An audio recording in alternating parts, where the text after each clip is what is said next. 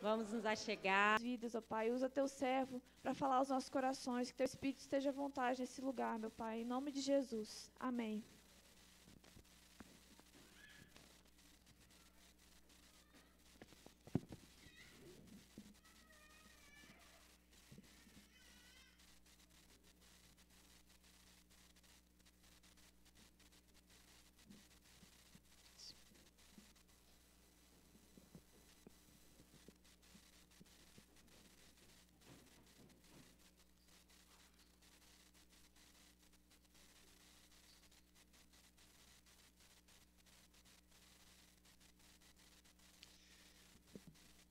Boa noite, meus irmãos e irmãs.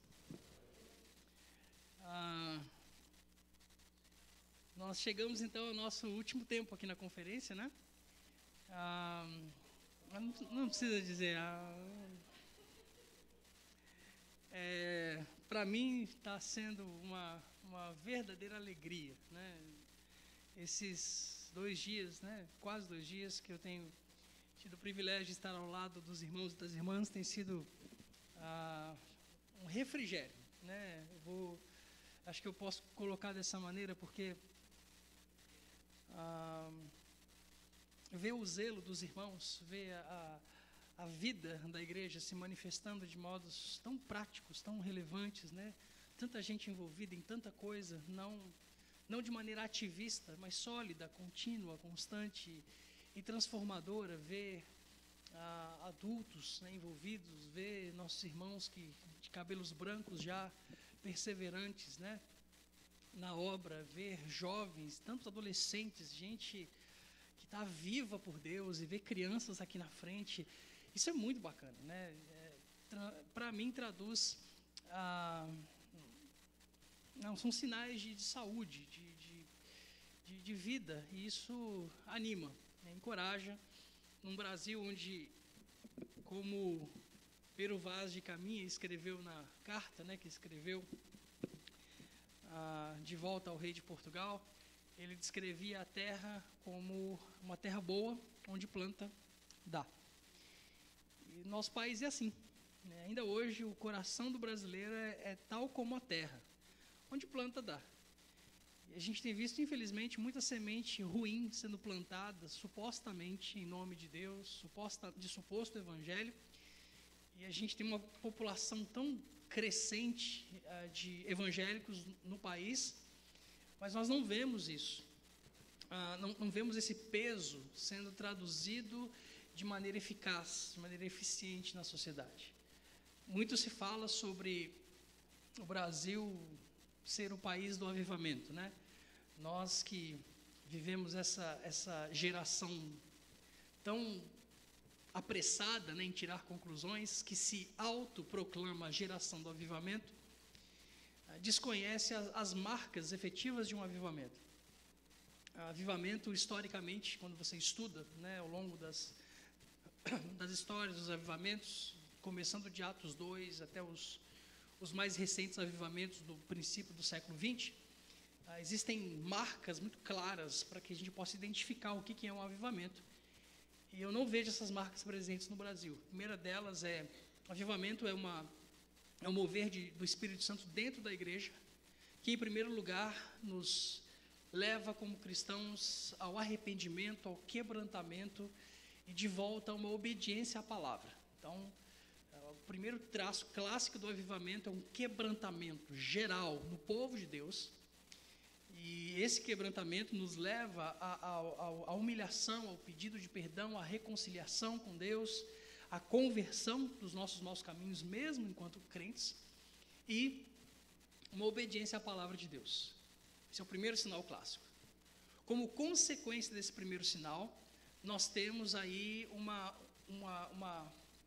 uma vida de santidade, mas santidade não nos usos e costumes, mas na consagração da própria vida, dos bens, dos talentos, da família, de volta ao Senhor, e uma profunda vida de oração e obediência à palavra de Deus.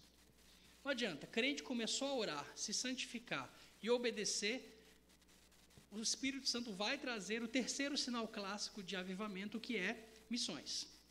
Você nunca vê um avivamento ao longo da história sem esse terceiro traço tão fundamental que é missões, né?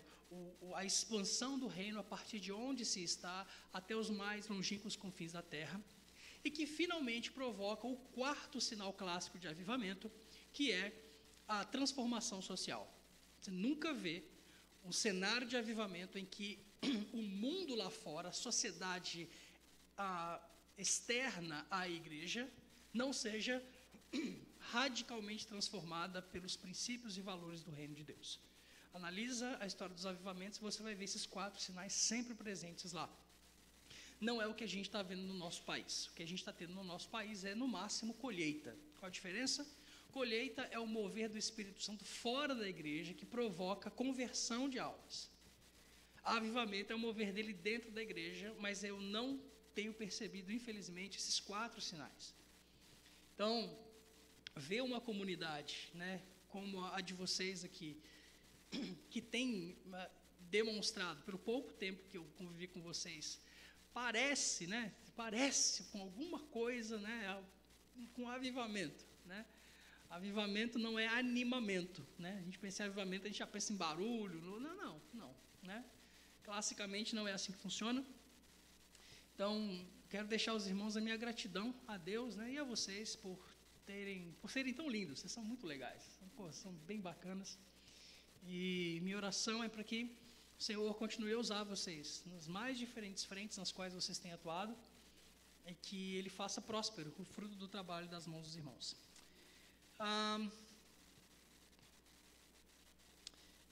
Peço que você abra sua Bíblia comigo em Atos, capítulo 1.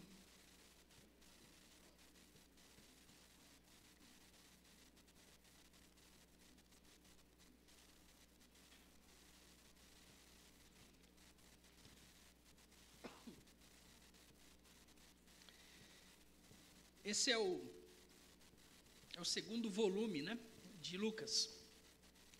Lucas escreve o seu primeiro tratado, que leva o seu próprio nome, Lucas, né, o Evangelho, e ele dá continuidade, né, fazendo a transição da história do Cristo, né, sua paixão, morte e ressurreição e sua grande comissão, e aí ele transiciona no segundo volume, que é chamado de Atos.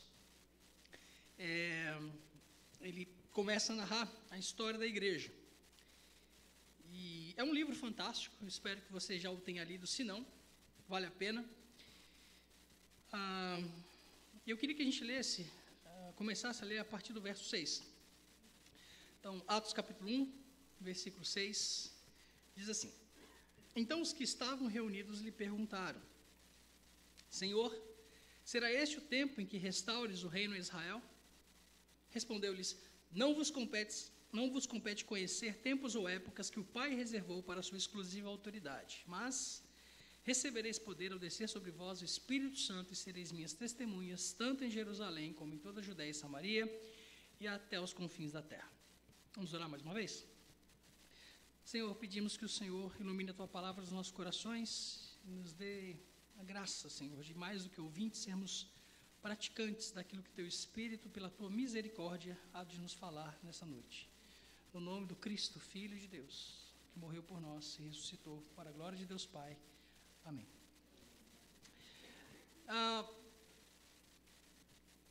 Esse são 3 versículos que eu acho também muito legais, porque os discípulos estão ansiosos. Afinal de contas, eles andaram com esse carpinteiro por 3 anos e pouco, e quando eles pensaram que estava tudo certo, numa bela noite, ele resolve chamar os caras para jantar e fala assim: é o seguinte, estou indo embora. Como estou indo embora? Importa que eu seja morto.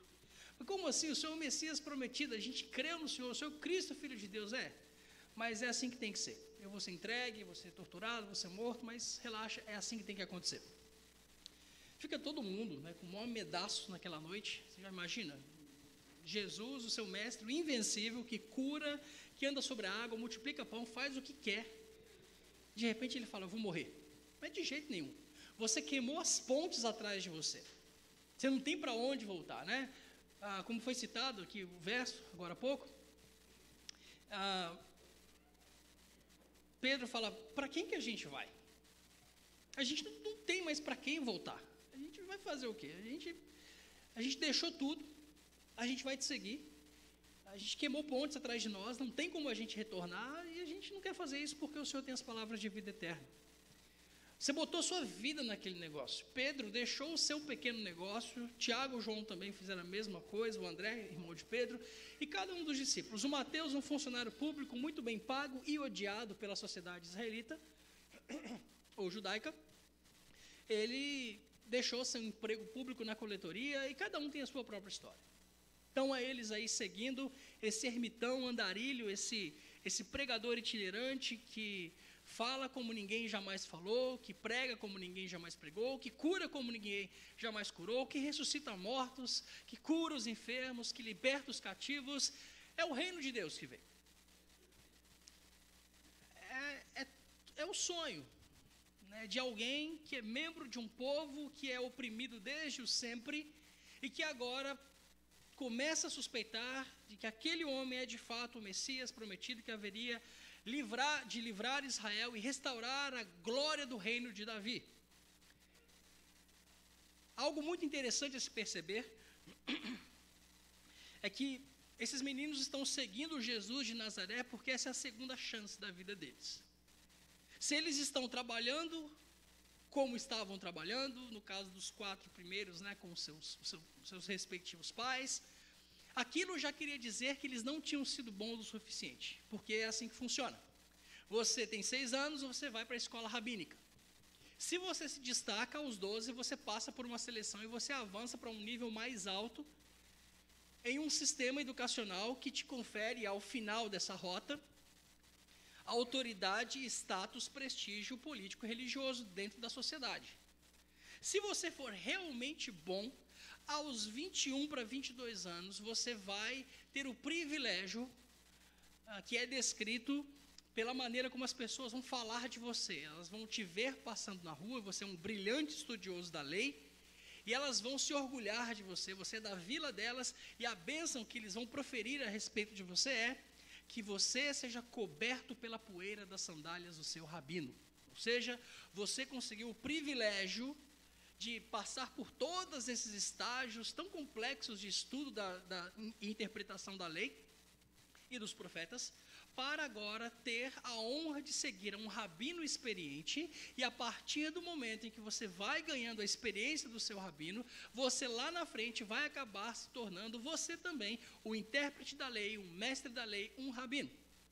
Era assim que funcionava o sistema. Se você não é bom o suficiente, lá com seus 12 anos, o líder da sinagoga vai dizer: filho, bacana, foi super legal, mas pode trabalhar com seu pai, porque para isso você não leva jeito. Jesus, ainda que não tenha seguido a escola oficial dos fariseus, Jesus não era um fariseu, ao contrário do que muitos aí estão supondo, né? Jesus passou por todo esse processo, um processo que lhe dava autoridade social, autoridade moral para ser reconhecido como um rabino, um mestre, como as pessoas o chamavam. Quando Jesus de Nazaré, aos 30 anos de idade, que é a idade em que um sacerdote pode ser consagrado lá no Antigo Testamento, começa o seu ministério, guiado pelo Espírito, após a tentação no deserto, após o batismo por João Batista, após a tentação no deserto, ele começa o seu plano. Perceba que Jesus não está se movendo pela necessidade, Jesus está se movendo pelo Espírito. Tem uma grande diferença aí. Eu não sei por quantos coxos, paralíticos, cegos, mudos, endemoniados, quantos cadáveres de filhos de viúva Jesus de Nazaré passou ao longo de 30 anos de vida, como, né, muitos deles como carpinteiro. E até onde a gente sabe, ele não fez muita coisa. Mas quando chegou o momento, pelo Espírito, Jesus parte para o mundo para cumprir a vontade de seu Deus e Pai. A primeira coisa que ele faz pregar que o evangelho havia chegado, o evangelho do reino, o reino de Deus havia chegado, e finalmente ele começa a convocar discípulos. Discípulos esses que, os primeiros deles, aliás, estavam lá pescando com seus pais. De repente aparece aquele rabino na beira da praia e convoca aqueles meninos para seguirem. Você nunca parou para pensar por que os moleques simplesmente largaram tudo e foram atrás dele? porque aquela era a segunda chance da vida deles. Eles tinham sido rejeitados pela escola rabínica anos antes, e agora, eis um rabino, reconhecido por causa das suas vestes. Lembra que na crucificação os caras lançaram sorte sobre as vestes dele, porque não tinham costura? Era uma veste específica de alguém que tinha autoridade moral para ensinar, para tratar das escrituras. Eles veem aquele homem caminhando na praia e provavelmente ele diz: olha, venham e sigam-me. Eles deixam tudo, eles saem correndo. E ao contrário do que a gente pode pensar, eu duvido que o pai deles tenha ficado chateado. Ao contrário, o pai deles deve ter batido palma. O que nos diz uma coisa também muito interessante, coisa que a gente às vezes não imagina. Mas os estudiosos chegam à conclusão, e acredito que acertadamente, que a vasta maioria dos discípulos de Jesus, para não dizer todos eles, eram muito provavelmente bem mais novos que Jesus. Nos filmes a gente vê o Pedro com aquela cara de 40, 50 anos assim. Não. A gente está falando de adolescentes e jovens. Os caras não têm um emprego próprio, eles trabalham com os seus pais. Jesus de Nazaré chama jovens e adolescentes. Mas você está exagerando. Não, João devia ter uns 16 anos quando Jesus passou na beira da praia e o convocou para segui-lo. Não, você está forçando a barra, 16 anos. Não, meu filho é muito novo, tem 16 anos. Você acha que ele é muito novo? É provável que Maria, a mãe de Jesus de Nazaré, tivesse 14 anos quando ficou grávida.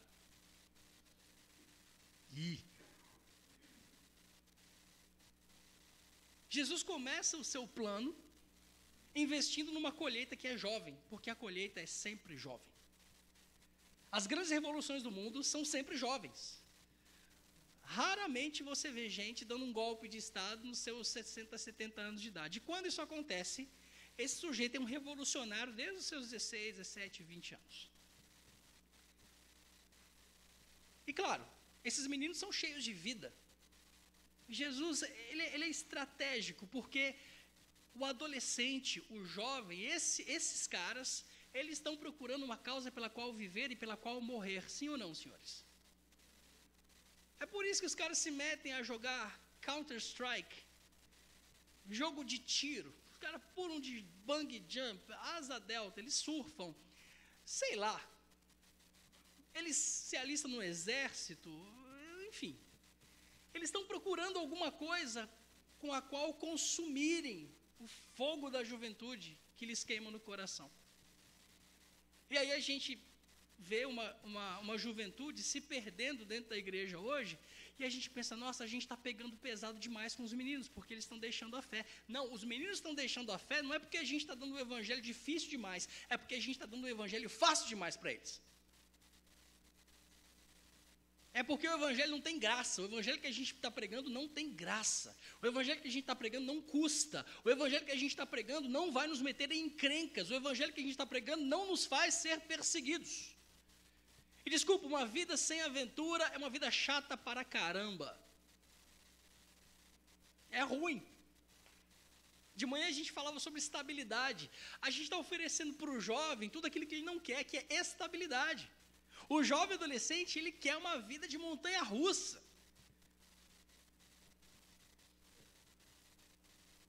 Jesus tem tudo isso e muito mais para oferecer para cada um de nós, jovens ou velhos.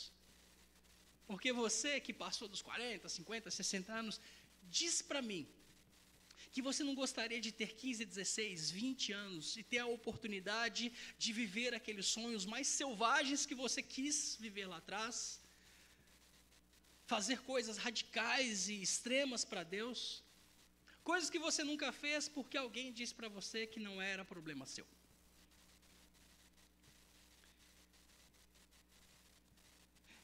Eu estava conversando com o pessoal hoje e eu quero ser muito claro com os irmãos aqui. Foi bom ter vindo para a conferência. Bacana, estou falando com a maioria de adultos aqui. Legal, vocês ficaram de pé hoje de manhã. Foi hoje de manhã? Entregaram os filhos para Deus? Foi hoje? Hoje de manhã, ficaram de pé e tal. Senhor, está aqui meu filho, beleza. E você está aí, vou fazer parte da missão de Deus. Você vai fazer, é muito bom, graças a Deus. Mas não conta para ninguém não, não conta isso para ninguém. eu não vim aqui por causa de você. Eu quero ser o filho. Quero sua filha. Quero os meninos, os adolescentes, os jovens. Por quê? Porque a minha geração está perdida dentro da igreja. Em termos missionais e vocacionais, a minha geração, geração Y aí, né? Os caras de 25, pós-universidade, até os 40 anos de idade, nós perdemos o tempo da nossa visitação. Porque quantos caras dessa idade, entre 25 e 40 anos, vocês estão vendo com planos sólidos de abandonar tudo e ir ser testemunhas de Cristo onde o evangelho ainda não chegou?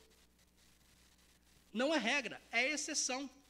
E quando aparece um maluco desse por aí, com seus 30 e poucos anos, mulher e 2 filhos, vida estável, emprego garantido, carreira, de repente o cara fala assim, não, cara, Deus falou comigo, eu estou indo lá para o Butão. Primeiro que a gente nem sabe o que é o Butão, a gente acha que é palavrão. Aí a gente fala o quê? Não, meu irmão, pensa direito, não, cara, você tem mulher e filhos. Não faz isso, pastor, o irmão está ficando doido lá, ele está se empolgando. Não, isso é passageiro. A gente faz de tudo para desencorajar o cara a fazer aquilo que todo mundo devia estar fazendo. Ah, você tem que ver se é vontade de Deus. Cara, ir para o Butão, pregar o evangelho, não é vontade do diabo. E provavelmente não deve ser a vontade do cara, porque a gente não quer o difícil. A gente não quer. Quanto mais velho a gente fica, menos a gente quer o difícil. Isso para dizer, meus irmãos, estou dando uma má notícia para vocês. E aí, é uma tese que eu tenho, tá bom? E aí vocês podem prová-la, né, errado. Mas essa geração perdeu o tempo da sua visitação. Deus me falou uma coisa uns anos atrás que me deixou assim apavorado. Deus falou, Deus fala, lide com isso. Deus falou comigo que os caras da minha idade não deveriam estar pensando em ir para o campo missionário agora.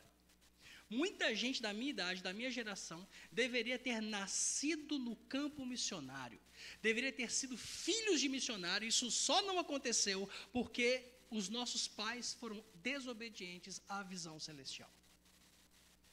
Nós estamos falando de uma desobediência geracional, uma geração inteira na igreja brasileira, com raríssimas exceções, se perdeu na geração passada e hoje seus filhos, que deveriam ser filhos de missionários, são filhos do capitalismo, são filhos do materialismo, são escravos de uma aposentadoria que pode nunca chegar, e acham e chamam isso de bênção de Deus.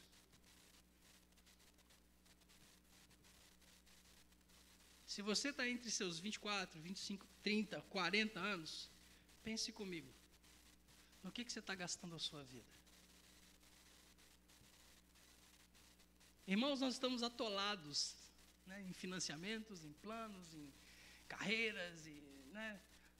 Não posso ir para o campo missionário porque eu tenho filho. Nasce menino lá também no mundo muçulmano. E nasce mais que aqui, deixa eu dizer. Não, mas eu tenho uma empresa. Transfere. Abre empresa lá na Turquia, na China, dá dinheiro, mais que aqui. Não, eu quero fazer um curso eu quero fazer um curso superior. Vai estudar na Índia, muito melhor que aqui. As melhores faculdades de medicina do planeta estão lá. Você tem que arrumar uma boa desculpa, uma que convença a Deus, para não atender aquilo que Ele está te dizendo. Das duas, uma. Ou você se dispõe a obedecer e sacrificar um monte de coisas, se livrar de um monte de coisas, ou é melhor você começar a preparar respostas para aquele que sabe fazer perguntas, porque ele vai fazer perguntas. Ele vai fazer. Ele vai cobrar geral. Ele vai chegar e falar, qual é que é o que você fez com aquilo que eu te dei, filho? Lembra quando Paulo fala sobre que ele dá o currículo látis dele, né? Ele fala, olha, eu era fariseu de fariseus, eu estudei com Gamaliel, eu da tribo de Benjamim, Ele fala para cara, eu era muito melhor que judaísmo, muito melhor no judaísmo do que a maioria dos meus contemporâneos. O currículo de Paulo é impecável, impecável. Ele gozava de boa posição social, boa posição religiosa, boa posição acadêmica, ele era extremamente respeitado e diante das autoridades ele era o cara certo para sair matando todo mundo que seguisse esse tal de caminho. Tanto que era ele que tinha as cartas com autorização política, autoridade pública, para poder entrar nas casas, arrastar os caras, jogá-los na cadeia ou matá-los. Paulo não era pouca coisa. E provavelmente ele ia acabar sendo o principal líder do judaísmo no fim da vida dele, não tenho muita dúvida disso não. Aí ele tromba com um muro de luz na estrada para Damasco, fica muito doido, não consegue ver nada, ele só consegue ouvir. Ele ouve, Paulo, Saulo,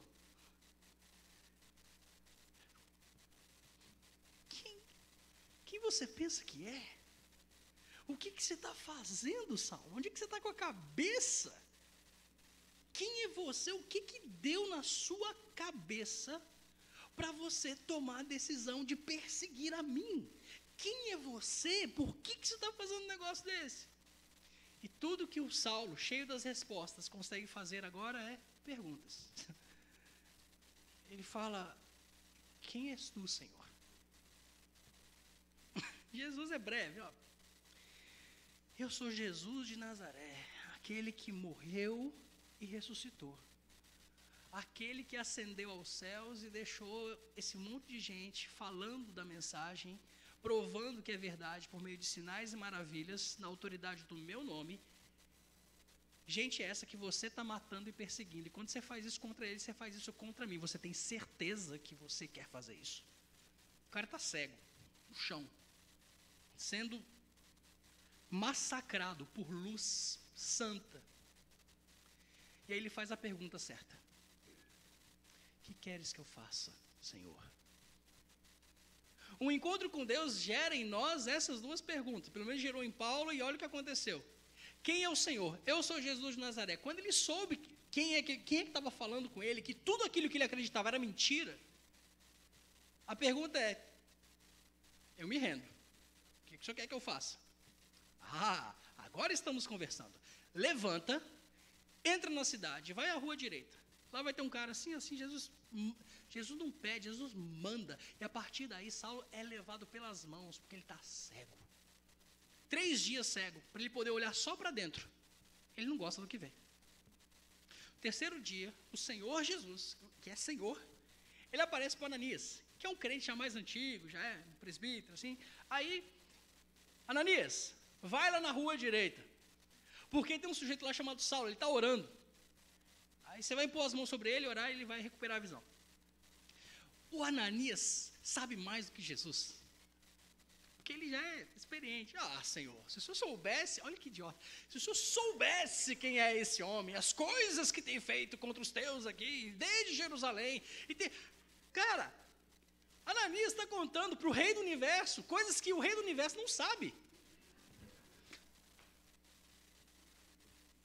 E Jesus com toda a paciência, assim, oi? Ah, Ananias, sim, eu sei tudo isso aí, mas ele me é vaso precioso. E eu acho que o Ananias está meio assim, poxa vida, eu vou morrer. E outra, mesmo se eu não morrer, o cara matou um monte de amigo meu, mandou matar, jogou gente na cadeia. Cara, o Ananias não quer que o Paulo seja, salvo. Ele não pode escapar, não pode se safar dessa assim, simplesmente. Porque ele sabe que Jesus é gracioso. Então, ele está hesitante, até que Jesus, que é bacana pra caramba, fala assim, Ananias, deixa eu dizer uma coisa. Importa que ele sofra pelo meu nome. Aí Ananias fala assim, então eu vou. Ele levanta e ó, na hora, Saulo, irmão, deixa eu impor a mão sobre você, recupera a vista, come e bebe, agora deixa eu sair de perto de você, porque o pau vai cantar. O encontro com Jesus fez com que Saulo fizesse 2 perguntas. Quem é o Senhor? E o que o Senhor quer que eu faça? Que é a pergunta que você e eu temos que fazer. Se a gente já fez a primeira e já sabe a resposta, a única coisa que você tem que fazer a partir de hoje, dessa noite, na sua vida, é a segunda pergunta. O que o Senhor quer que eu faça? As perguntas que a gente faz determinam o curso da nossa vida, mas evidenciam também quais são as nossas prioridades, o que a gente quer que aconteça. E nesse texto de Atos capítulo 1, os meninos fazem uma pergunta para Jesus, porque agora Jesus está aparecendo, está entrando em salas com portas fechadas, ele não está nem aí para as leis da física. 40 dias que ele está fazendo, ele está se divertindo, né? Porque ele prega uma peça nos caras no caminho de Emaús. Ah, senhor, moço, entra aí, come, porque a gente está chateado pra caramba, tá à noite já. Entra aí, vamos jantar. Tá bom, beleza. Já pensou que bacana, de uns patinhos, pão assim, aí, né, sei lá, dá pra ver a marca nos pulsos, e o cara desaparece. Você está lá morrendo de medo dos judeus, porta fechada, todo mundo calado, de repente o sujeito aparece e fala, paz seja convosco. Assista um filme chamado Risen, Ressurreição. Vale a pena, é um filme muito bacana. O sujeito faz os negócios, assim, são meio esquisitos, são meio estranhos. No primeiro encontro, eles veem o cara liso. 3 dias antes, eles viram o mesmo sujeito rasgado na cruz, sem uma gota de sangue no corpo mais, todo arrebentado. Eles arrancaram o corpo inerte, um deles, né, pelo menos, arrancou o corpo inerte dele do madeiro, enrolou rapidinho num pano branco e enfiou na tumba, no ventre da terra, fechou a tumba com uma pedra, porque afinal de contas, estava na hora do culto, né? Sábado estava chegando, não pode violar o sábado. E de repente, aquele corpo morto está agora vivo, liso. Não é você, isso é fantasma. Ah, sério? Tem pão aí? Quando você encontra esse homem ressuscitado, você se empolga, você não acha, não? Tipo, agora já era, irmão. Agora, nossa, cadê o Caifás? Vamos lá na casa dele, para ele ver uma coisa. E os meninos estão empolgados e eles perguntam, Senhor, será este o tempo em que restaures o reino a Israel? Isso é muito interessante, porque a pergunta deles é de caráter escatológico e nacionalista. Eles querem que Israel seja restaurada a glória, o reino de Israel seja restaurado a glória, para que se vingue dos inimigos de Deus, a saber, os romanos e a corja judaica que condenou Jesus de Nazaré injustamente, e agora Jesus vai se vingar deles. Que é isso que o Messias vai fazer, na concepção deles. É agora, Senhor, que o Senhor vai restaurar o reino de Israel, coisa que, aliás, já estava na cabeça deles antes, porque já tinham perguntado, mãe, vai lá, pergunta para ele se a gente pode sentar do lado dele no reino. A preocupação dos caras é escatológica, fim dos tempos, e nacionalista. E Jesus, que é educado pra caramba, responde assim, não vos compete conhecer os tempos e as épocas que o Pai reservou para a sua exclusiva autoridade. Essa é a maneira de Jesus dizer, não interessa. Não é para o seu bico. Isso não diz respeito a vocês. Não é isso que ele está dizendo? Não vos compete saber. É um lindo. Aí eu vou precisar de ajuda no português aqui, porque o verso 8 começa com o quê? Quem é bom em português aí, quem é professor de português, quem gosta de português, o verso 8 é o quê? Começa o quê? Com o quê, aliás? Mas, vamos fazer a análise dessa palavra? Mas é o quê, no português? Uma conjunção adversativa, o povo sabe aqui, exatamente. É uma conjunção, ou seja, é um termo que liga duas ideias, duas orações, e ele estabelece a ideia de oposição entre a segunda e a primeira orações. O que isso quer dizer? Por que isso é importante? Porque enquanto os discípulos estão com uma preocupação nacionalista e escatológica, Jesus fala, isso não interessa para vocês, mas o que realmente importa é que vocês vão receber poder, e o Espírito Santo vai descer sobre vocês, e quando isso acontecer, vocês vão ser minhas testemunhas, tanto em Jerusalém como em toda a Judéia e Samaria, até os confins da terra. Engraçado que esse verso, essa fala de Jesus não é uma ordem. É uma ordem? Olha para mim não, lê o texto aí. Verso 8 é uma ordem? É a grande comissão, mas é uma ordem? Quem acha que é uma ordem, levanta a mão aí. Quem crê e fala, eu acho que é uma ordem. É uma ordem? Vamos lá. Para que seja uma ordem no português, o verbo tem que estar em que modo? Imperativo. Acha o verbo no imperativo aí. Tem não. Qual o tempo e o modo dos verbos nesse verso? Futuro do presente. Isso quer dizer o quê? Que isso aqui não é uma ordem, é o quê?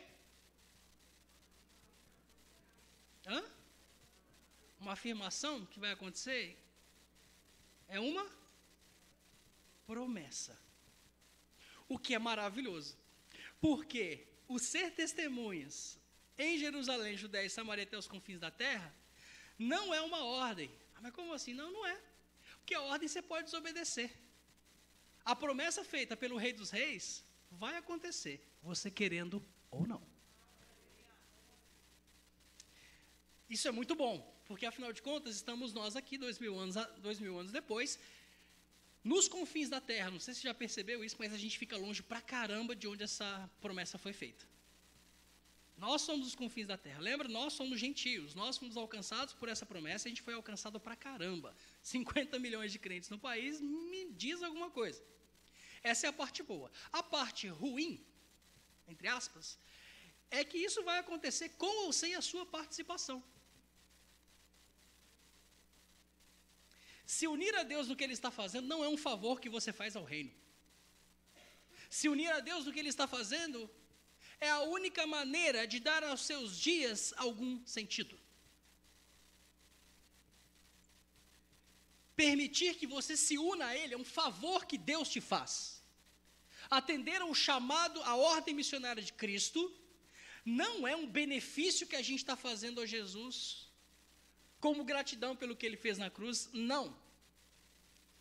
Unir-se a Deus naquilo que Ele está fazendo é a sua segunda chance. Unir-se a Deus no seu chamado missionário é reagir como aqueles meninos fizeram no barco. É ver a chance da vida deles passar diante dos olhos, numa bendita de uma conferência missionária.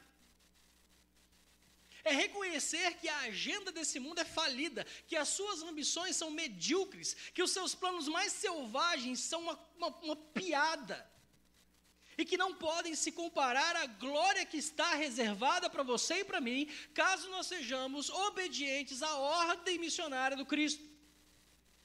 É essa hora em que você larga suas redes, você não olha para trás e você segue, porque aquele que está te chamando é simplesmente o Rei do universo.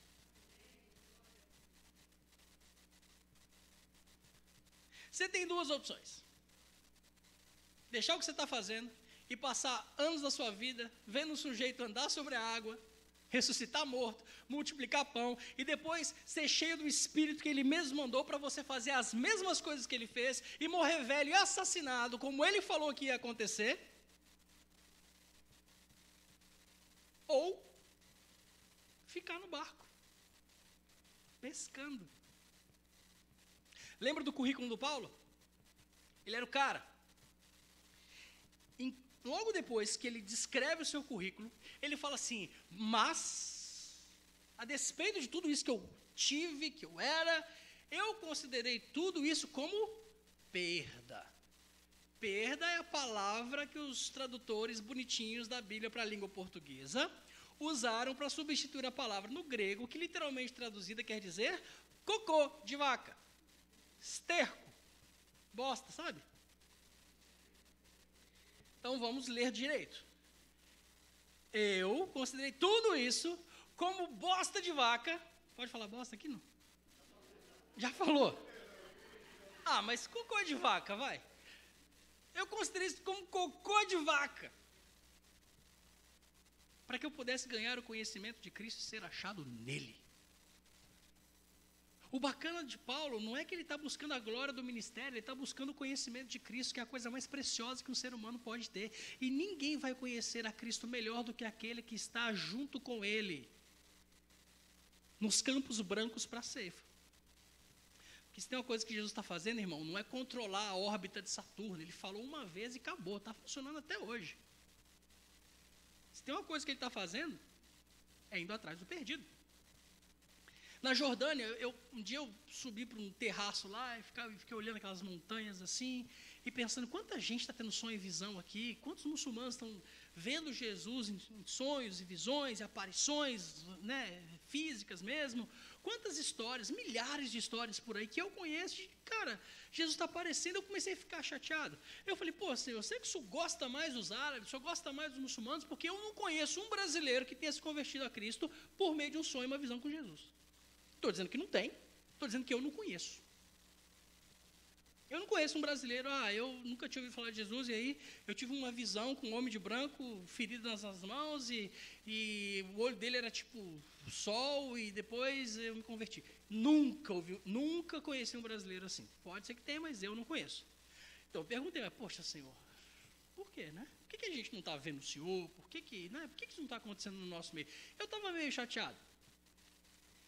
E porque ele é bom, misericordioso, ele me respondeu. Ele responde, gente. Olha só, é vivo, é vivo. Você está perdendo seu tempo.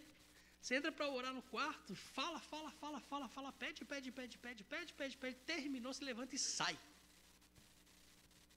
Você não acredita que ele fala, mas ele fala. Só esperar. E ele me respondeu. Ele disse o seguinte: eu estou aparecendo onde o meu corpo não dá as caras. Eu estou aparecendo onde o meu corpo não dá as caras. O bacana de você discutir com Jesus é que ele sempre tem a última fala. Você vai falar o quê? Faz todo sentido. Esses milagres, essas visões e aparições estão acontecendo onde a igreja não está pregando. E não é pouco, gente. Mas como eu disse no primeiro dia, eu não conheço uma história de um muçulmano ou qualquer outro membro de qualquer outra religião. Muitos hindus têm tido essa mesma experiência. Eu não conheço um caso em que alguém se converteu por meio de meramente uma visão. Nunca vi. Sempre tem um mensageiro ou a Bíblia envolvidos. O problema é que nós não estamos chegando nem nós mesmos, e em muitos lugares nem com a Bíblia. Tem gente esperando por você e por mim.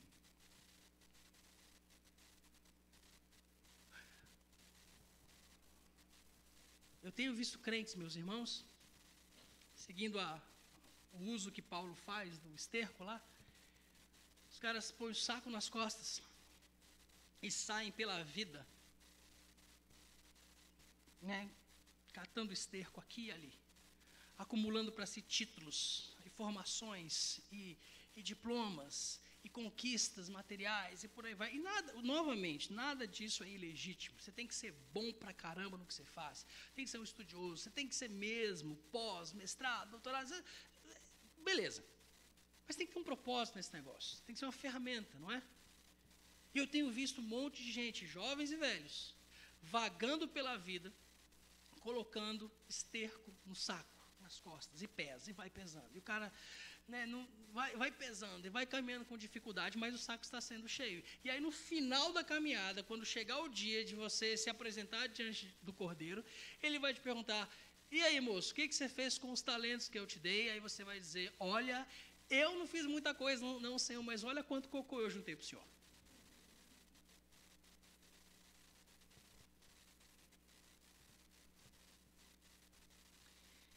É seu destino, é meu destino ser testemunha de Cristo, tanto em Jerusalém como Judéia e Samaria, até os confins da terra, meus irmãos. É nosso destino. Isso é uma promessa, isso tem que acontecer. E você está achando que Jesus está te fazendo uma súplica para que você atenda ao chamado missionário dele? Lê do engano. Jesus está passando, se você quiser, você siga. E se não, a coisa vai acontecer, mas você vai ter contas a prestar. Quer ver? Tem um vídeo que eu queria pedir ajuda do pessoal para a gente exibir. Só para a gente ter mais ou menos uma noção mais objetiva, numérica até mesmo, a respeito do que a gente está fazendo, como é que a gente está levando a sério esse negócio aqui, essa promessa que a gente ia ser cheio do Espírito para ser testemunha em todas as nações. Presta atenção nesse vídeo, por favor, e tenta se localizar. Onde é que você está? Nesses números, né, que a gente vai ver agora.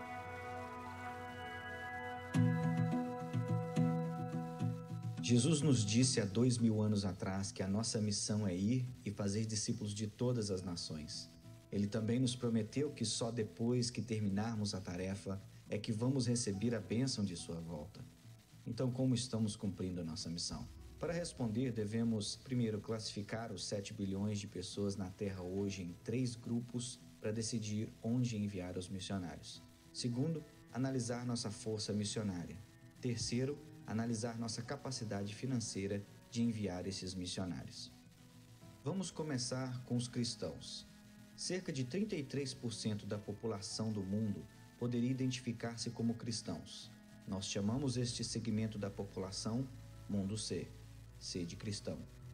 É importante lembrar que nem todas as pessoas que se enquadram no Mundo C são verdadeiros crentes em Cristo.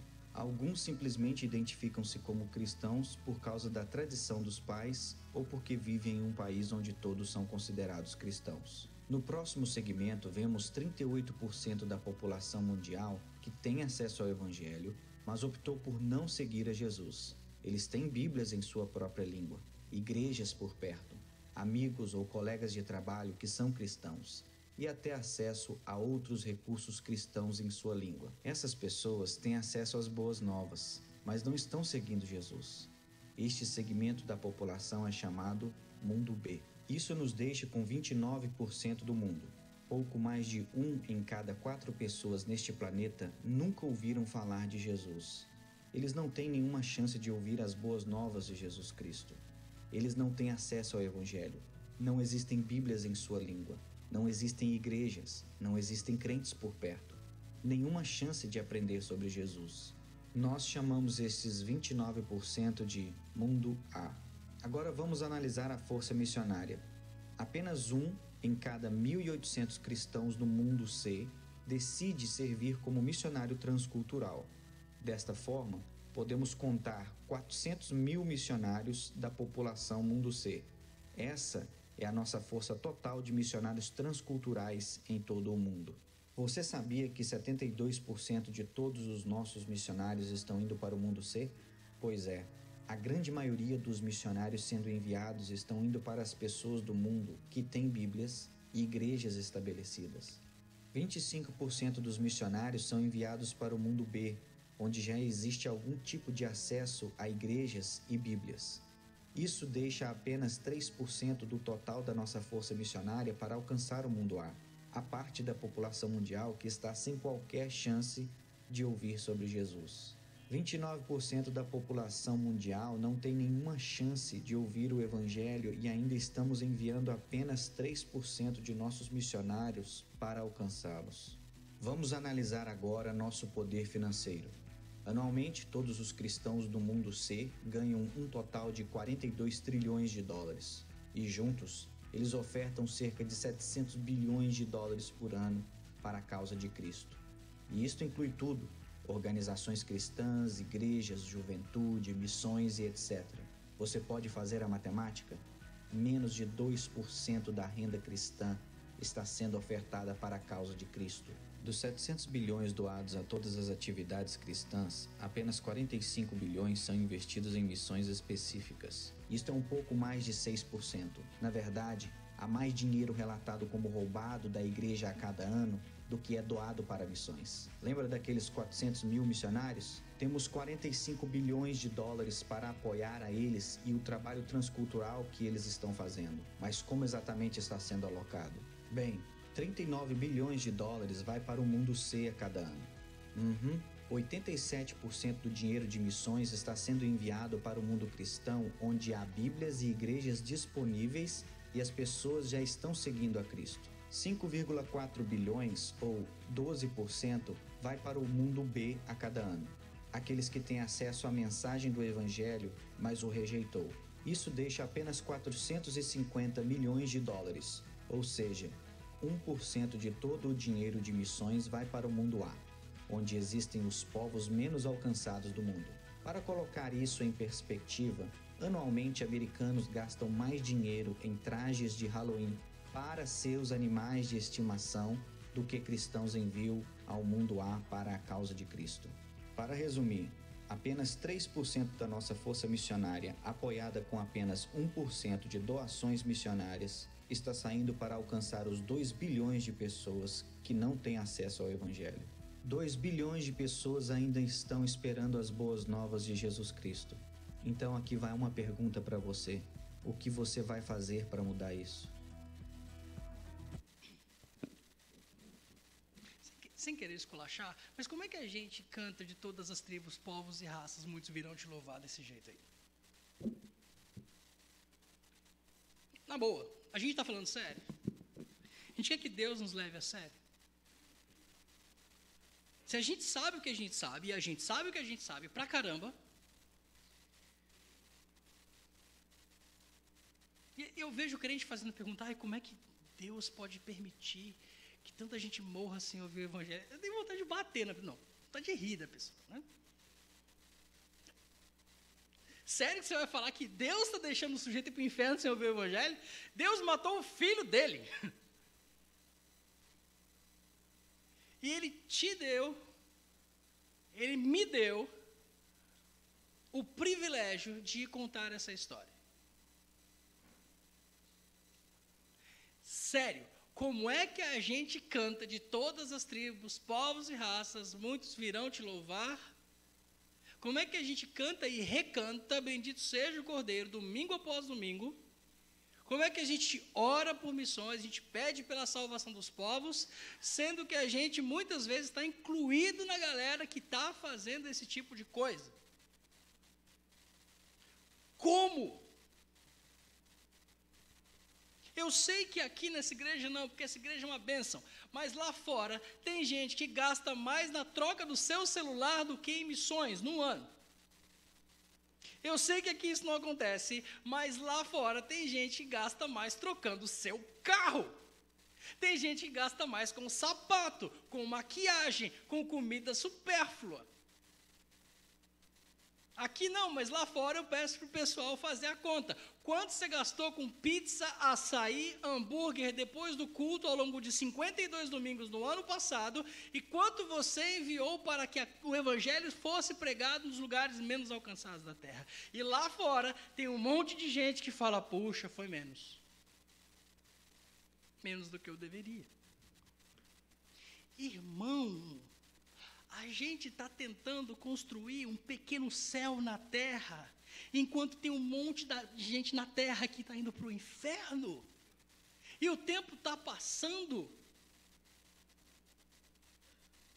O que está acontecendo com a gente?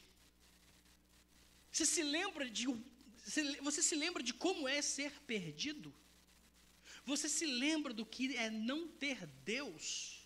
Você se lembra do que é ter pavor do inferno? Você se lembra do que é isso? Parece que nós nos esquecemos. Temos vivido como se o papo não fosse com a gente. Dá uma olhada nisso aqui. Tem um missionário para cada 420 mil muçulmanos no mundo muçulmano, gente. Um missionário para cada 420 mil pessoas. Você imagina, eu ouvi falar que a Grande Vitória tem aí 1 milhão de habitantes, é isso mesmo? Me ajuda. 1.800.000? A Grande Vitória? 1.800.000. Vocês imaginam, na melhor das hipóteses, assim, na melhor das hipóteses, 5 missionários, 5 cristãos, para evangelizar toda a Grande Vitória, na melhor das hipóteses. Fala para mim, vamos fazer isso aqui. Segundo banco aí, fiquem de pé, por favor, senhores e senhoritas e senhoras. Pronto, vira para trás. Olha só. Todo mundo crente, bonito pra caramba, os caras cheios de Deus, inteligentes, capazes. A gente vai impor a mão sobre eles aqui, a gente vai enviá-los a um campo não alcançado chamado Grande Vitória, onde só tem 1.800.000 pessoas. E esses 5 caras, e não tem mais ninguém lá que é crente, não tem mais nenhuma igreja, esses 5 caras são responsáveis por evangelizar toda a Grande Vitória. A gente vai impor as mãos sobre eles, dar um dinheirinho na mão deles e dizer, vai com Deus, Deus te abençoe. Vai dar certo? Hã? Vai dar certo?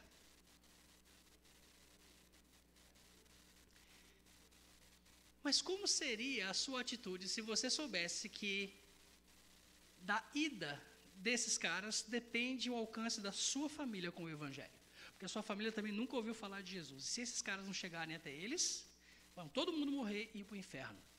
Como seria a sua atitude?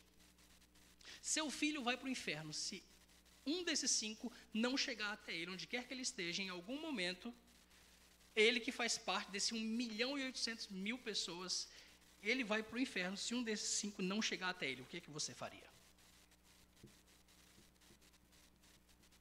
E não é discurso de culpa, mas essa é a verdade. Pode sentar, gente. Essa é a verdade, é o que está rolando agora.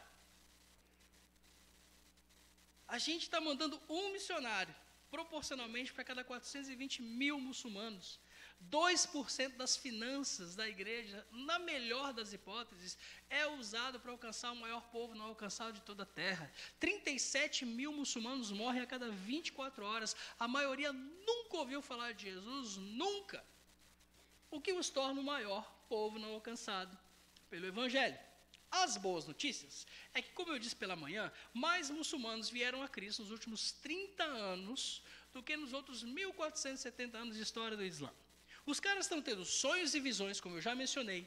Eles estão testemunhando milagres, respostas à oração, e isso tem levado um punhado de muçulmanos a Cristo. Gente, no mundo muçulmano tem peixe pulando na rede. As pessoas estão perguntando sobre Jesus. Os caras estão querendo saber do Evangelho porque não aguentam mais o Islã. Impressionante o que Deus está fazendo no mundo muçulmano, impressionante. Vídeos no YouTube, para quem quiser ver, de conversões ao vivo. Programa de televisão, toca o telefone, o apresentador atende, alô. Oi, eu sou muçulmano e eu ouço vocês falarem há algum tempo, eu quero Jesus, como é que faz? Eu quero seguir a esse Jesus, eu quero ter certeza de salvação, eu quero ter esperança, o que eu faço? Eu falei, tem gente tendo, assim, gente, é muito doido. Eu conheci uma família cujo pai, lá na Jordânia, o pai estava preso numa cela na Síria, ia ser executado, e apareceu um homem de branco. Adoro branco, né? Esse Jesus, impressionante. Apareceu na cela do cara, falou, é o seguinte, daqui 2 dias eu vou te libertar. E vazou, que ele é desses. 2 dias depois, o cara estava livre. O tempo passou, anos se passaram, até que uma galera cristã começou a frequentar a casa dele para levar mantimento para a família ali, refugiados e tal, e começaram a contar a história do Evangelho para a esposa dele. E ele, nem aí, tal, resistente, de repente, um dia, ele ouve o pessoal falando para ela sobre, já acho que estava descrevendo Jesus no Apocalipse, uma coisa assim. Aí ele para assim, para ver, de quem que vocês estão falando? Ah, de Jesus e tal. Não, eu vi esse cara. Ele entrou na minha cela. E ele me disse que ia me libertar. E ele me libertou. Quem é ele? Contaram a história. Irmão, é pênalti sem goleiro. O David do Flamengo erraria, né? Abraço, Rubens.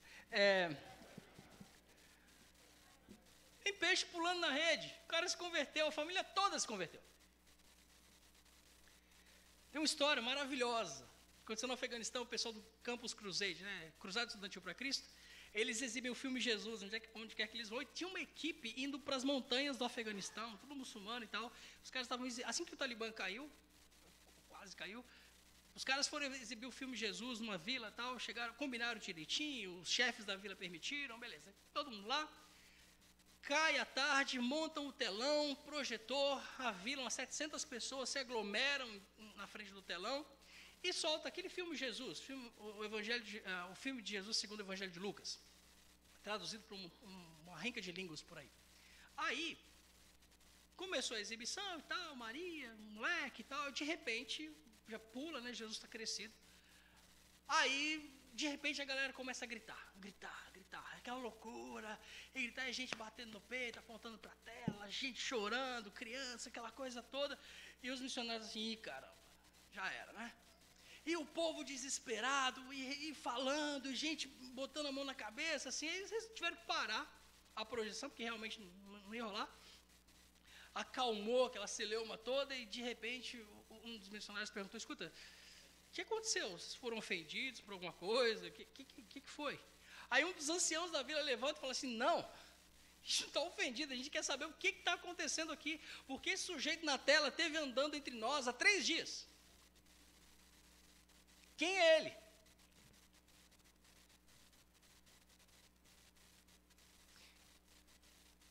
Por que você está perdendo essa festa? Do que você está gastando o seu tempo? Porque isso é muito louco. Se unir a Deus no que Ele está fazendo, irmão, isso é um privilégio. Tem gente se convertendo através de Bíblia, panfleto, programa de rádio, TV, internet. Deus está trazendo gente à torta e à direito, atraindo, como Ele prometeu, atraindo as pessoas a seu Filho. Nunca tanto se converteram como nessa geração. Plantação de igrejas tem acontecido, igrejas clandestinas, sofredoras e perseguidas. Vocês tiveram o Zé Prado aqui, né, falando com vocês, eu imagino que ele deve ter abordado essa questão da igreja sofredora. A gente vê documentários, a gente está vendo, é aquilo que eu disse anteriormente, a igreja sofre, a igreja cresce. Quando a gente está no conforto é que a gente, né, chuta o balde. A longo prazo, tem projetos como escolas, hospitais, projeto de desenvolvimento comunitário, esporte. Gente, aquele vídeo que a gente acabou de ver, sabe o que está faltando? Sabe o que está faltando para aquele negócio mudar? Pasme. Quando eu pergunto para as pessoas, qual é o seu dom? Qual é o seu talento? Aí o crente fala assim, dom espiritual? Não, bocó. Dom, deixa para lá. Pois é, não, isso. As pessoas não veem essas coisas como dom. Eu canto no louvor. E? Como assim, e? Você canta no louvor e? Não, Deus não chamou, foi para isso. Chamou não. Não chamou não. Eu te garanto. Imagina. Eu tenho um ministério de dança. Como assim? Eu danço na frente da igreja, todo domingo. E? Deus me chamou para isso. Não! Não chamou? Eu garanto para você. O meu ministério é tocar. Não é. Pode ser tocar, pode ser dançar, pode ser cantar, pode ser. Mas esse seu ministério não é para se realizar aqui em cima. Tem que ser lá fora. Para chamar de ministério, tem que ser lá fora. E aquilo que é exercido aqui dentro é para fortalecer a galera que está dentro para fazer lá fora. A gente está inventando um monte de coisa na igreja, chamando de ministério para gastar o nosso tempo, esse negócio não produz mudança nenhuma. Quer ver o que é um ministério de dança? Uma ex-aluna nossa, acabou trabalhando com a gente na M3, a menina, ela fez faculdade de dança na Universidade Federal de Natal, Rio Grande do Norte. Então, ela passou 4 anos estudando dança. Ela estudou 9 anos de balé, estudou dança contemporânea, o que foi. E durante todo o tempo do seu estudo, ela tinha que ficar ouvindo os irmãos da igreja, enchendo a paciência da pobre, dizendo que Deus não gosta de dança. que esse negócio de estudar dança não tem a menor diferença. E ela foi fazer. Ela terminou e não satisfeita com terminar a graduação, ela fez uma pós-graduação em dança contemporânea, e o tempo todo os irmãos abençoados enchendo a paciência da pobre. Ela vai para Belo Horizonte, estuda num seminário, e uma oportunidade se abre de maneira escandalosa, um absurdo. Uns caras resolvem abrir uma escola de dança no norte da Índia. A menina fica sabendo, pega as suas trouxas junto com o seu marido, que é um fotógrafo incrível, o cara é bom pra caramba, somem lá pra Índia, e ela começa a ensinar uma turma de 36 meninas na única escola de balé clássico de todo o norte da Índia. Aquelas 36 meninas são filhas de ricos.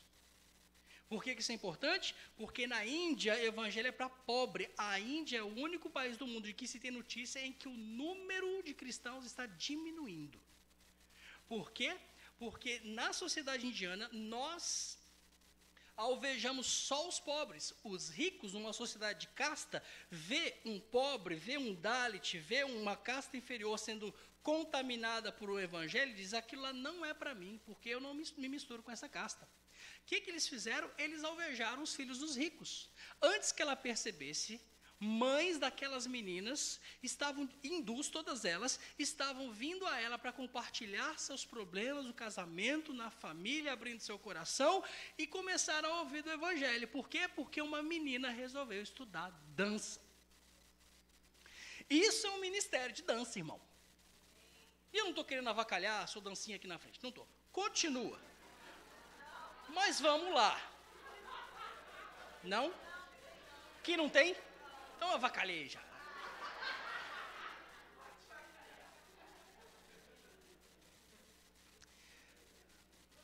A gente está rindo da dança, mas se você acha que Deus te chamou só para tocar aqui na frente ou fazer coisas dentro da igreja, irmão, vai caçar algum lugar para você enfiar seu dom aí. Lá fora. Lá fora. A gente fica com essa coisa, né? Eu estava falando com o Rubens esses dias, né? Ontem, né? Pessoa que não tem noção do tempo, não.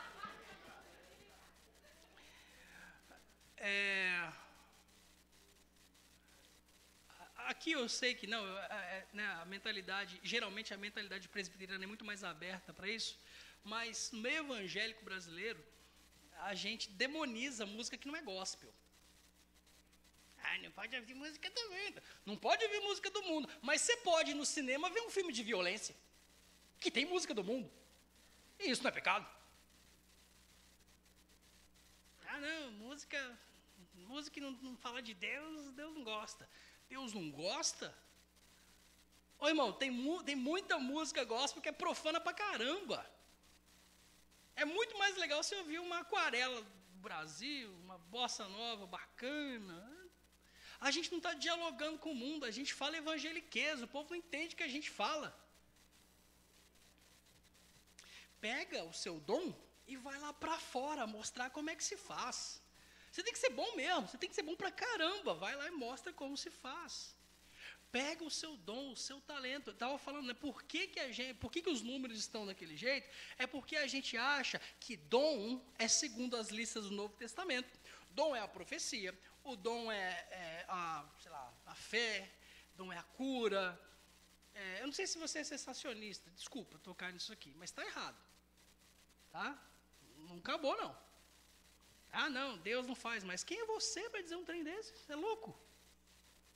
Não, Deus não cura, mas não cura. O seu argumento tem que explicar as evidências, tem que derrubar as evidências, porque tem gente pra caramba sendo curada ao redor do mundo aí. Tem morto ressuscitando, eu conheço uma igreja na Nigéria, os caras pararam de contar a galera que ressuscitou lá depois de alguns dias de morto em 150. 150 ressurreições, cara. Você vem dizer que o Espírito Santo não faz? Lava a boca com sabão. Não pode. Desculpa, não pode. A gente acha que dom é espiritual. O ser humano é um ser espiritual, Deus é um ser espiritual, Deus é espírito, e a verdade, onde quer que ela se encontre, pertence a Deus. Sabe por que os números estão desse jeito? Não é porque a gente não tem gente suficiente com dom de cura, com dom de profecia, é porque a gente não tem administradores. É porque a gente não tem pessoas que foram dotadas por Deus, como José foi, como Daniel foi, como Neemias foi, e como Deus dota pessoas ainda hoje, só que a gente enfiou na nossa cabeça que existe o secular e o sagrado. O que você faz na vida? O cara pergunta, meu trabalho secular?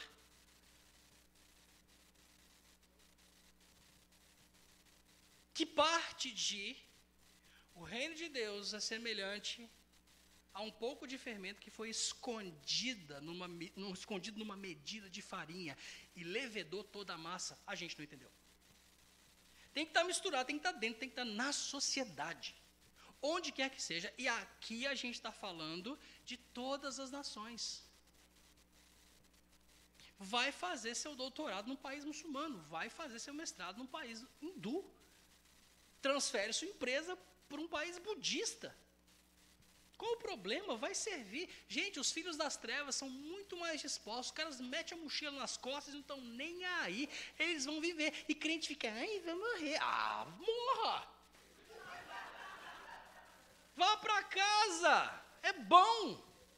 Mas no processo, arraste quantas pessoas você puder junto com você. Testemunhe do evangelho. Faça discípulos em todas as nações. Pare de ter medinho. Saia do canto. E não adianta, eu posso buzinar no ouvido de vocês até meia-noite, para lá de meia-noite. Não vou fazer isso, porque não adianta. A gente pode discordar, a gente pode não saber. Eu, né? Posso não saber se é por eleição ou por livre-arbítrio. A gente pode não saber se é pré ou pós-tribulação. A gente pode não saber se é pré ou pós-milênio. Mas uma coisa a gente sabe. Todo aquele que invocar o nome do Senhor será salvo, como pois invocarão o nome daquele em quem não creram, como pois crerão naquele de quem nada ouviram, como ouvirão se não há quem pregue, como pregarão se não forem enviados. Nisso a gente concorda. O que a gente tem que saber, a gente já sabe. E o que a gente não sabe, não faz diferença. Antes ou depois, a gente vai ser arrebatado. Antes ou depois da tribulação, a gente vai ser arrebatado. Se Deus está elegendo, ou se o homem tem participação, vai dizer alguma coisa, não interessa. Você crê no Senhor Jesus Cristo, você vai ser salvo. E para crer tem que ouvir, para ouvir tem que pregar. E para pregar a gente tem que enviar. A gente precisa de profissional. Precisa não. Tem espaço para você, profissional. Pega as suas tralhas, vai exercer a sua profissão lá fora, cara. Vai servir. Eu estava falando com a Bia agora à tarde. A gente tem tanta oportunidade para projetos de esportes no meio do mundo muçulmano. Engenheiros, professores. Não tem desemprego no reino e na missão de Deus, gente. Não tem. Seja lá o que for. Eu tenho amigos que abriram escolas de inglês na Índia. E aí abriram uma filial na Inglaterra. E agora, em Liverpool, eles estão pregando o evangelho para refugiados sírios que vêm estudar inglês na escola deles. Você não precisa ser um gênio para você empreender iniciativas que vão resultar na salvação de gente. Os filhos das trevas estão fazendo isso para servir a Mamon. Por que a gente não pode fazer isso para servir a Jeová? Está faltando você, então. Você mesmo. Eu não sei onde é que você vai se meter. Não me cabe. Isso aí você vai ter que ver com o seu dono. Tem que perguntar para ele onde é que ele te quer. E se não for aqui, começa a tomar decisão hoje à noite. Chega em casa e fala, meu bem, minha benha, vamos tomar decisões. Vamos tomar decisão, vamos embora. Vamos ver no que dá. Na pior das hipóteses, você vai ganhar experiência transcultural. Na pior das hipóteses, você vai abençoar pessoas. Na pior das hipóteses. Na melhor, você vai arrastar gente para o céu com você, irmão.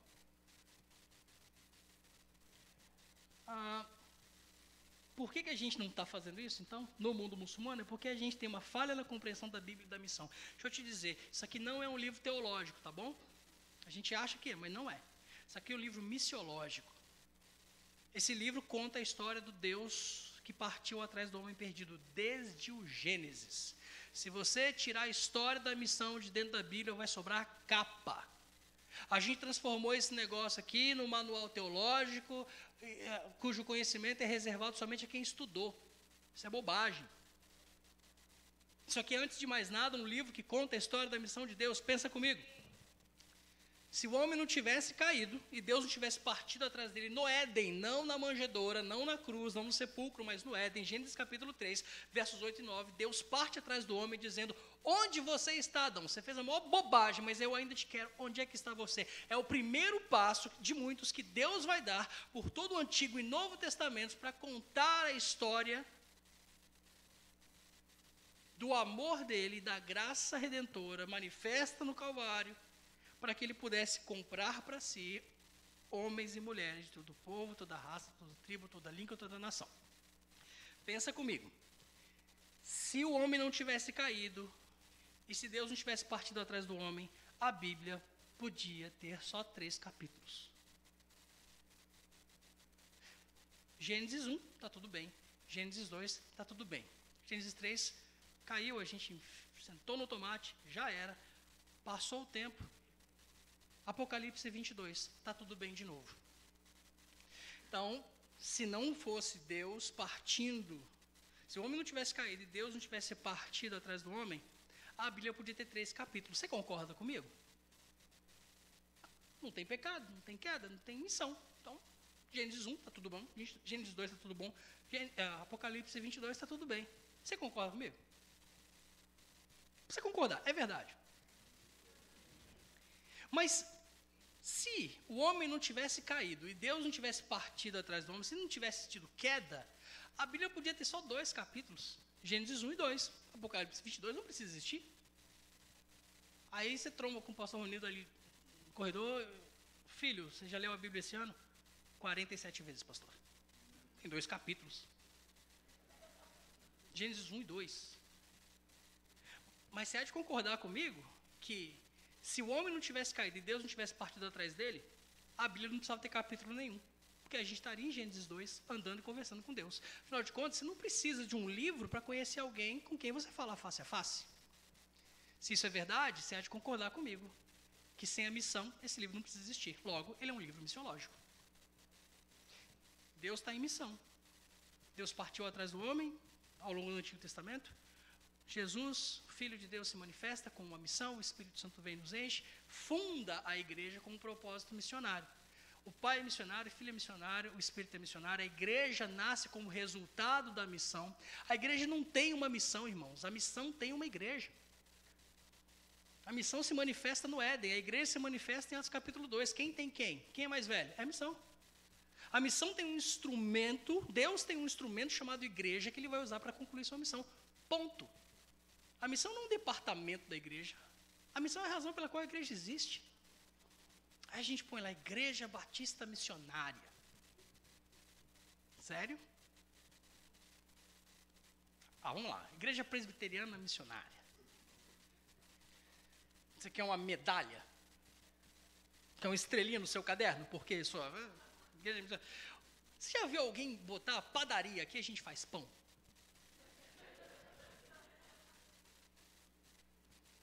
Salão, cortamos cabelo.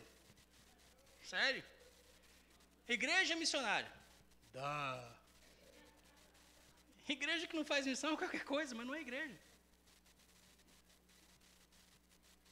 Nós temos uma compreensão errada da Bíblia, porque a gente acha que, já falamos sobre isso, né? Chamado missionário é só para alguns, quando na verdade é para todo mundo, não tem essa. A pergunta é, para onde Deus quer que você vá? Nós temos uma falta de compreensão do Islã, falta de conhecimento da fé cristã, e nós temos medo do sofrimento, como eu falei pela manhã. Esses medos aí a gente resolve fácil, com treinamento e discipulado. Você tem como aprender a evangelizar muçulmano, você tem como aprender a desenvolver projetos de transformação social no mundo muçulmano, você tem como aprender essas coisas todas. O que você está aprendendo na sua vida? Você aprende a fazer essas coisas aqui também, é fácil. Agora, o medo de morrer, não tem jeito, você vai ter que resolver lá com Jesus. Porque se você tem medo de morrer, fala, porque eu faço um apelo aqui, você aceita Jesus, certeza de salvação, perdoa os seus pecados, e aí vamos morrer, não tem problema. A gente tem falta de amor e de submissão ao Espírito Santo, porque se a gente está... Né? Gente, quem ama o Espírito Santo, ouve a voz dele. Quem ouve a voz dele, acaba em missão. Não tem jeito, não tem jeito. Não, assim, não tem jeito. Beleza, e agora? O que a gente faz? Primeira coisa que eu quero sugerir a você, pergunte. Isso é um problema, cara. Porque quando a gente ora perguntando, tem um problema, Deus responde. E quando Deus responde, você se torna réu de juízo se você não fizer o que Ele mandar você fazer. Então, se você quiser arriscar, quiser começar, dar um passo, pergunte. Tenha a pachorra de perguntar, Senhor, o que o Senhor quer que eu faça? E se Ele responder, você perdeu, não tem jeito. Ore e contribua e vá e, ou envie. Porque esse e, a gente falava hoje à tarde, né? Posso ser um missionáriozinho, sim falar de Cristo ao companheirinho, né? Posso trabalhar em minha terra, aí vem a heresia. Não preciso atravessar os mares para dar aos outros novas salutares. Precisa sim, porque além mar, tem um monte de outros que não estão ouvindo novas salutares, porque a gente está aqui, está ensinando para os nossos filhos que eles não precisam ir. Precisa. Te falaram que tem 3 maneiras de fazer missões. Não sei. Lá na minha igreja falavam isso para mim. Você pode orar, ou contribuir, ou ir. Mentira. Todo mundo ora, todo mundo contribui e todo mundo vai. O missionário tem que sustentar outros missionários. Aquele que ficou aqui e está sustentando o outro com suas contribuições, ele talvez não vá para a China, mas ele tem que ir à esquina. E todo mundo tem que orar pelo avanço do reino de Deus. Não tem essa, não tem hierarquia. Todo mundo é servo, escravo de Jesus. Todo mundo. Você precisa se engajar em todas essas coisas por aí. Aprenda. Não tenha medo, a gente tem medo do desconhecido. Mas eu estou até querendo me envolver de alguma maneira com o mundo muçulmano, mas eu tenho um maior medaço, eu não sei nada, eu fiquei com medo, você perguntou aquele monte de pergunta de manhã, e eu estou aqui, eu nem sei, cara, será que a Bíblia é verdade, por aí vai? Por que isso é engraçado?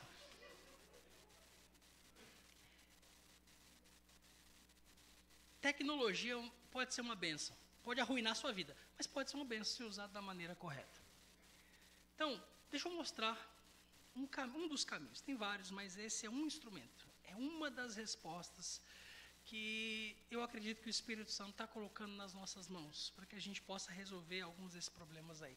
Tem como a gente exibir aquele videozinho? Presta atenção. É um vídeo bem curtinho, a gente está terminando, mas talvez essa seja a resposta para a pergunta, o que eu faço agora?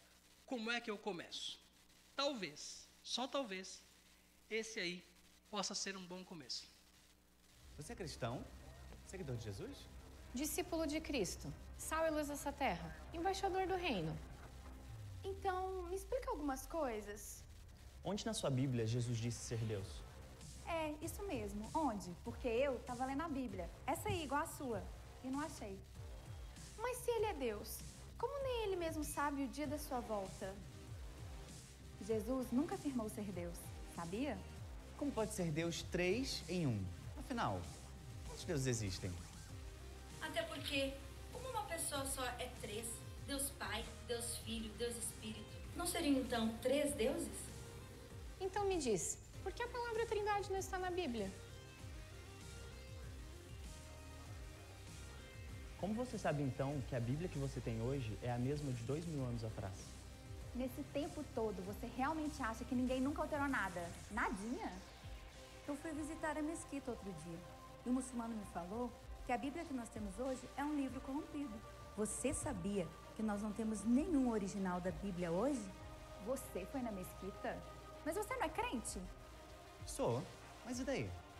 O Islã é uma religião de paz. Os muçulmanos ensinam a tolerância religiosa. No Corão até fala para todos viverem em paz. Cristãos, muçulmanos, budistas, não há imposição de religião. Eles até creem em Jesus e respeitam. Sabia que o Corão faz mais referências a Jesus do que a Maomé?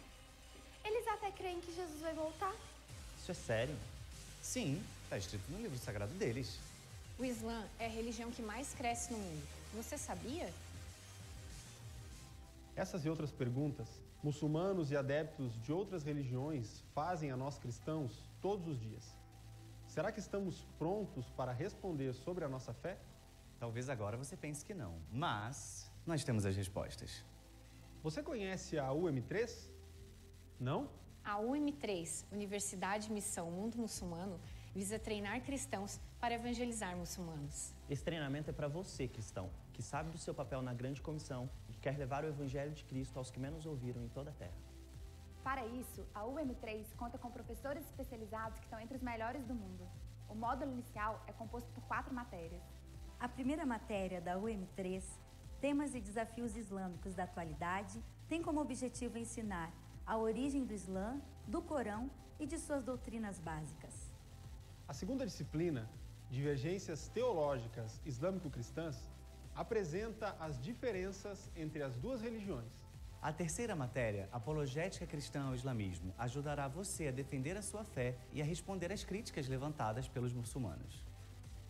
A quarta disciplina, Evangelismo Radical, dará a você respostas e estratégias para alcançar esta nova geração de muçulmanos com o Evangelho de Cristo.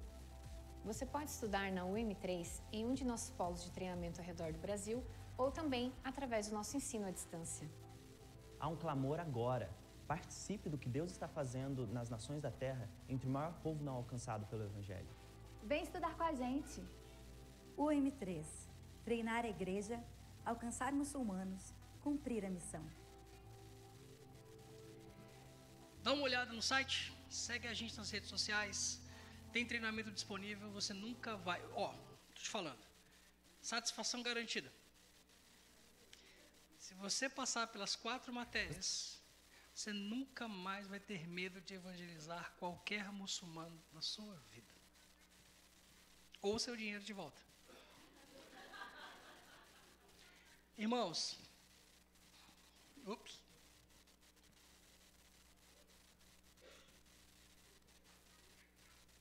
aí,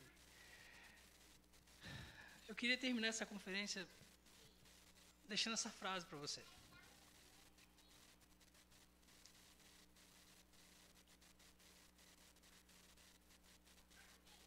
O problema não é o Islã radical. É quando a gente resolve ser nominal. O problema não é quando o mal triunfa. É quando aqueles que são do bem se calam. Esse é o problema. Ele prometeu que estaria conosco. E a gente sabe que nada lhe pode resistir. A gente está esperando o quê? Estou falando de você tomar decisões consistentes a partir de hoje. Mais uma conferência missionária. Cuidado com as conferências missionárias que vocês realizam aqui não sirvam para acumular culpa para vocês no final de tudo. Porque a quem muito é dado, muito vai ser cobrado, irmão. Você podia ser inocente em relação ao mundo muçulmano até ontem. Hoje você não é mais. Agora é um problema seu. É um privilégio seu. Deixa eu terminar então. Eu queria orar. E novamente, né, eu normalmente não faço isso, né, tem gente que me conhece aqui, né, sabe que eu não gosto de fazer apelo, porque essa muitas vezes é uma oportunidade em que a gente assume votos que a gente não quer cumprir com Deus. Mas eu tenho a impressão de que o Senhor quer isso da gente hoje. Então é só por isso que eu vou fazer isso. Eu quero que você abaixe sua cabeça. E eu quero que você seja muito sincero com o Senhor em relação a tudo que você ouviu nesses 2 dias, em relação a tudo que a gente leu na palavra, a gente viu no mundo. E eu quero te convidar a se dispor em termos práticos, começando pela pergunta: Senhor, o que é que o Senhor quer que eu faça em relação ao mundo muçulmano especificamente? Eu quero te dar a oportunidade hoje de assumir um compromisso diante de Deus para com a evangelização de muçulmanos no mundo inteiro, onde quer que eles se encontrem, custe o que custar. Talvez você não saiba para onde ir, mas sua função nesse momento não é saber, é se dispor. Eu quero te dar a oportunidade nessa noite, entregar a sua vida. Às vezes começa assim. Um dia eu fui mobilizado na minha igreja. Eu era o sonoplasta da igreja. E eu ouvi um missionário falando sobre muçulmanos. Olha no que deu. Quem sabe hoje pode ser talvez o primeiro passo seu rumo aos muçulmanos. Rumo àquelas pessoas que tanto precisam do evangelho. Estão mais prontas a receber o evangelho do que nós estamos a pregá-lo. Vai dar certo esse negócio e você pode fazer parte disso. Se você se dispõe, se você quer fazer parte do que Deus está fazendo no mundo muçulmano, eu quero que você se coloque de pé. Eu quero orar por você. Eu não peço que você saia do seu lugar, não, mas eu queria te ver. Eu queria que você se colocasse de pé, dizendo: Senhor, eu não sei como, mas eu quero me juntar ao Senhor naquilo que o Senhor está fazendo. Eu quero abandonar os meus dias nas tuas mãos. Eu quero entregar ao Senhor, devolver ao Senhor os meus dons, os meus talentos, o meu conhecimento, a minha família, os meus filhos, a minha própria vida. Eu quero ser um instrumento nas tuas mãos para a salvação daqueles que não te conhecem. Eu quero me juntar à galeria dos heróis da fé, aqueles caras que sofreram, viveram e morreram pelo Senhor, por causa do Senhor, para a glória do Senhor, para que o evangelho pudesse chegar a povos como chegou a nós. Você não precisa se colocar de pé, mas se você quiser dizer ao Senhor: conta comigo, Senhor. Eis-me aqui, envia-me a mim, usa-me, muda-me, leva-me. Eu quero que você se coloque de pé diante do Senhor e quero orar por você. Lembre-se, você não está assumindo um voto com os homens, mas com Deus. Deus está vendo, Deus está contemplando e se agrada disso. E vai ter graça suficiente, vai ter direção suficiente, vai ter orientação da ensinando a todo homem